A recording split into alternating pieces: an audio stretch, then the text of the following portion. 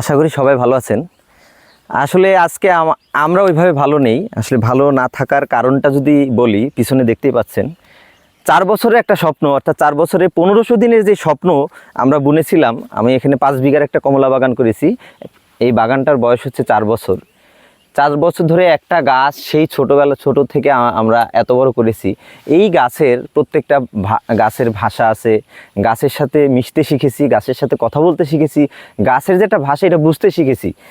আসলে দূর থেকে মনে হয় একটা গাছ, কিন্তু এই গাছের যে কত যন্ত্রণা, গাছটা মানুষ করতে কত পরিশ্রম, এখানে কত অর্থনৈতিক যে কত বিনিয়োগ আছে, সেই জিনিসটা হয়তোবা কেউ না জানলেও একজন বাগানি ঠিকই জানে।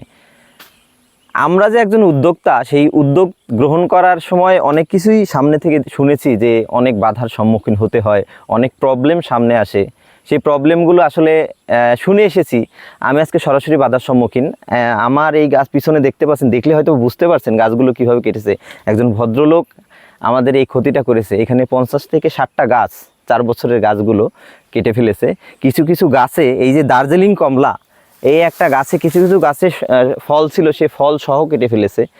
মানুষ আসলে শত্রুতা জিনিসটা সবাই জানে যে একজন মানুষের শত্রুতার জেরে অনেক ক্ষতি করে ফেলে। তা তারপরও একটা মানুষ যে কি পরিমাণ মানে মানসিকভাবে কি বলবো, মুখের ভাষাও খারাপ করতে হয়, জানোয়ার না হলে এরকম কাজ করে না। এই যে মানে আমাদের এই ক্ষতিটা করেছে খুব কাছের মানুষ, আমরা তাকে চিনি জানি, তার সাথে অনেক সময় আমরা ব্যয় করেছি। তো একটা মানুষের সাথে শত্রুতা থাকতেই পারে, তার মানে এই না যে খারাপ লাগা ভালো লাগা থাকতে পারে। তার মানে এই না যে এই যে গাছ তো আসলে ভাষা বলতে পারে না, গাছের ভাষা হয়তো কেউ বুঝতে পারে না। একমাত্র যেই ব্যক্তি গাছের সাথে গাছের সন্নিকটে প্রতিনিয়ত আসা যাওয়া করে, সেই ব্যক্তির যে গাছের ভাষা বোঝে, অন্য ব্যক্তি হয়তো বুঝতে পারে না। যদি এটা বুঝতে পারতো তাহলে এই ক্ষতিটা এই গাছগুলো কাটতো না। আসলে আমার এইখানে যতটুকু ক্ষতি হয়েছে আমি এর জন্য ব্যথিত না, ব্যথিত শুধু যে এই যে গাছের যে জীবনটা এটা যে নষ্ট করে ফেলেছে।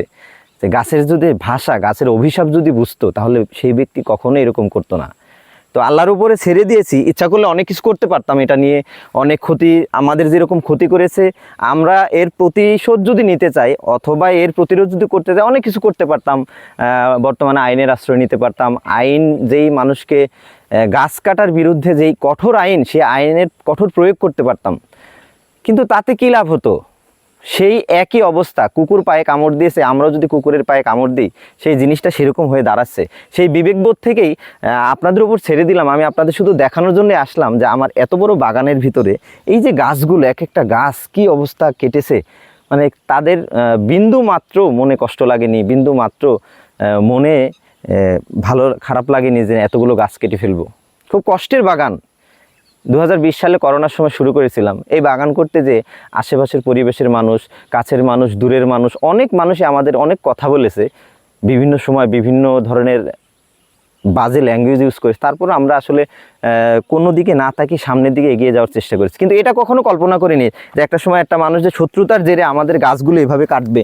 প্রত্যেকটা গাছ, এখন গাছটা কেটেছে গত শুক্রবার, আমি কালকে শোনার পরে এখানে আসতেই সাহস পাইনি যে গাছের সামনে গেলে আমি কিভাবে দাঁড়িয়ে থাকবো। কষ্ট লাগে সবারই, মানে এইরকম কাজ আসলে মানুষ করে শুনেছি জীবনে। অনেক নরপিশাচ মানুষের নাম শুনেছি, মানুষ অনেক জানোয়ারের মতো ব্যবহার করে, কিন্তু এই ঘটনাটা আমাদের সাথেও ঘটলো। তো যাই হোক, আল্লাহর উপর ছেড়ে দিলাম। ক্ষতি আসলে প্রত্যেকটা জিনিসের যেহেতু দুইটা সাইড আছে, সেই সাইডটা মেনে আমরা সামনের দিকে আগাতে চাচ্ছি। আমরা বিশ্বাস করি যে আল্লাহ তাআলা অবশ্যই সামনে আমাদের ভালো কিছু রেখেছে, সেই জন্য আর পিছনের দিকে তাকাচ্ছি না। কে কি করেছে, কে ক্ষতি করলো, সেদিকেও তাকানোর আর সময় নেই। আমরা শুধু জানি সামনের দিকে এগোতে, সামনে এগিয়ে যেতে। সবাই ভালো থাকবেন, দোয়া করবেন আমাদের বাগানের জন্য। আমরা যে পরিশ্রমটা করছি, এই পরিশ্রমটা সফল এবং সার্থক হয়। আসসালামু আলাইকুম।